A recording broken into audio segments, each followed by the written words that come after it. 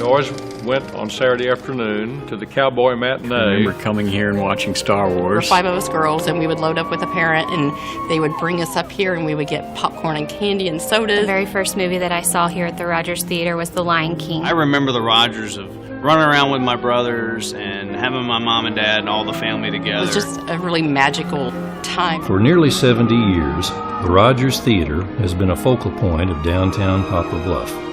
Over the decades, thousands of people have passed through its doors. While the use of the theater has changed over time, the mission has remained the same, to provide a place where people can enjoy themselves and create memories. In 1914, there were 3 movie theaters downtown, and that same year, a man named Walter Rodgers bought these theaters along with a chain of theaters stretching from Arkansas to Illinois. The Criterion Theater, which was on the southwest corner of Main and Pine Streets. The Jewel Theater was on Main Street where the Justice Center is now, the Butler County Justice Center, in that block. And then immediately south of the courthouse and across Vine Street from the courthouse was the Strand Theater. In '49, the Rodgers opened, and that was a new day. The May 31, 1949 edition of the Daily American Republic was completely devoted to the opening of the Rodgers Theatre.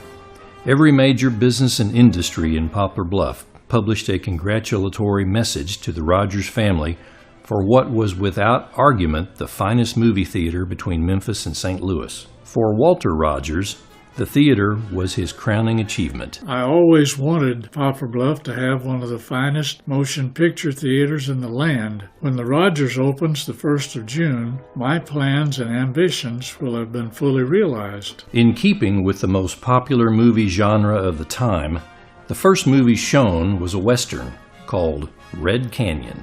I was exactly 2 months shy of my 9th birthday. Red Canyon was the movie. I was certainly there, and all my friends and a lot of family members.